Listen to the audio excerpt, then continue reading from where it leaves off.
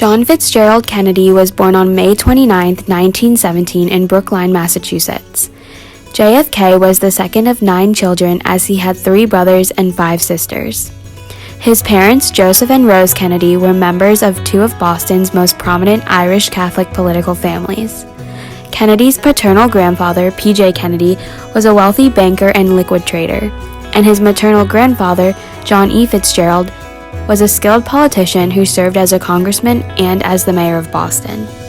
Kennedy's mother, Rose Elizabeth Fitzgerald, was a Boston debutante, and his father, Joseph Kennedy Sr., was a successful banker who made a fortune on the stock market after World War I. Despite persistent health problems throughout his childhood and teenage years, John led a privileged youth. John's father, Joe, had the dream that one of his sons would become president. Due to this, he sent them to private schools such as Canterbury and Choate, and he grew up to be athletic and competitive, playing football for Harvard University in Cambridge, Massachusetts. John graduated from Harvard in 1940 with honors. He then traveled to Great Britain to be with his father, who was the U.S. ambassador to Great Britain at the time. Here he learned firsthand about World War II and realized that the U.S. would likely be involved before it was over. In the fall of 1941, Kennedy joined the U.S. Navy, and 2 years later he was sent to the South Pacific. While commanding a patrol torpedo PT boat, he was gravely injured when a Japanese destroyer sank it in the Solomon Islands. Trapped far behind enemy lines, he led his men back to safety and was awarded the U.S. Navy and Marine Corps Medal for Heroism. By the time he was discharged in 1945, his older brother Joe, who their father had expected would be the first Kennedy to run for office, had been killed in the war, and the family's political standard was passed to John, who had planned to pursue an academic or journalistic career. Once he came back from the war, he became a Democratic congressman from the Boston area. Kennedy represented Massachusetts in the House of Representatives and in the U.S. Senate. He married his wife Jacqueline on September 12, 1953, soon after he became a senator. John and Jackie had 3 children, Caroline, John Jr., and Patrick Kennedy. Patrick Kennedy died 2 days after he was born. Kennedy's 8-year Senate career was relatively undistinguished. He often was bored by Massachusetts-specific issues on which he would have to spend most of his time. He was more drawn to the international challenges posed by the Soviet Union's growing nuclear arsenal and the Cold War battle for the hearts and minds of Third World nations. Kennedy lost the Democratic nomination for vice president in 1956. However, 4 years later, he was a first-ballot nominee for president. In 1960, he got the presidential nomination and ran against then Vice President Richard M. Nixon. A major factor in the campaign between these two was a unique series of 4 televised debates between the 2 men. An estimated 85 to 120 million Americans watched one or more of the debates. Both men showed a firm grasp of the issues, but Kennedy's poise in front of the camera, in contrast to Nixon's, convinced many viewers that he had won the debate. On November 8, 1960, Kennedy defeated Nixon by a razor-thin margin to become the 35th President of the United States of America. He was the youngest person and the only Catholic to ever be elected president. Kennedy sought to inspire all Americans to more active citizenship. John F. Kennedy's inaugural address inspired children and adults to see the importance of civic action and public service. One of his most famous quotes is, "Ask not what your country can do for you," he said, "ask what you can do for your country." These words challenged every American to contribute in some way to the public good. But let us never fear to negotiate. Ask not what your country can do for you. Ask what you can do for your country. My fellow citizens of the world, ask not what America will do for you, but what together we can do for the freedom of man.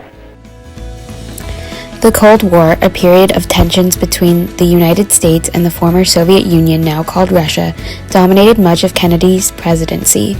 Early on, Kennedy approved the Bay of Pigs invasion. This was an attempt to overthrow the Cuban communist leader Fidel Castro. During the mission, 1,500 Cuban rebels trained by the CIA invaded Cuba's Bay of Pigs. The results were disastrous for the United States, as nearly all of the rebels were captured or killed. The government looked weak. It also seemed to strengthen Castro's government within Cuba and caused him to look to the Soviet Union as a military ally. In 1962, the United States discovered that the Soviet Union was secretly building missile bases in Cuba. With these missiles, the Soviet Union would be able to strike the U.S. with nuclear bombs.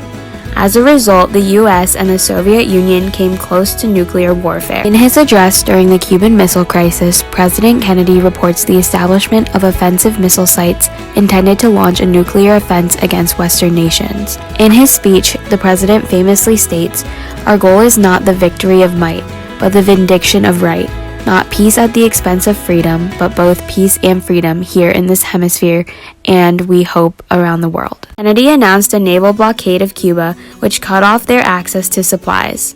The Soviet Union agreed to get rid of the missile sites if the U.S. would promise not to invade Cuba and would remove their missiles from Turkey. 8 months later, in June 1963, Kennedy successfully negotiated the Nuclear Test Ban Treaty with Great Britain and the Soviet Union, helping to ease Cold War tensions. This is one of his proudest accomplishments. Building on the spirit of activism he had helped to ignite, Kennedy created the Peace Corps by executive order in 1961. The Peace Corps sent American citizens to developing countries to volunteer in the struggle against poverty, illiteracy, and disease. By the end of the century, over 170,000 Peace Corps volunteers would serve in 135 countries. Also in 1961, Kennedy created the Alliance for Progress to foster greater economic ties with Latin America in hopes of alleviating poverty and thwarting the spread of communism in the region. President Kennedy was also eager for the United States to lead the way in exploring space. The Soviet Union was ahead of the United States in its space program, and President Kennedy was determined to catch up. He said, "No nation which expects to be the leader of other nations can expect to stay behind in this race for space." Another issue Kennedy dealt with during his presidency was civil rights. Kennedy wanted to pass more laws that would guarantee equal rights for all citizens. On June 11, 1963, President John F. Kennedy gave a televised address to the American people and announced that he would be sending a civil rights bill to Congress. His bill would be the most far-reaching act of legislation supporting racial equality in American history. This was one of the last acts of his presidency and his life. Kennedy's bill eventually passed as the landmark Civil Rights Act in 1964. On November 21, 1963, President Kennedy flew to Fort Worth, Texas for a campaign appearance. The next day, November 22nd, Kennedy, along with his wife and Texas Governor John Connally, rode through cheering crowds in downtown Dallas in a motorcade. From an upstairs window of the Texas School Book Depository building, a 24-year-old warehouse worker named Lee Harvey Oswald fired upon the car, hitting the president twice in the neck and the head. Kennedy was pronounced dead shortly after arriving at Parkland Memorial Hospital shortly thereafter. He died at the age of 46. Kennedy was buried in a state funeral at Arlington Cemetery. 1 million people lined the streets of Washington, D.C. to watch the funeral procession and pay their respects to the beloved president.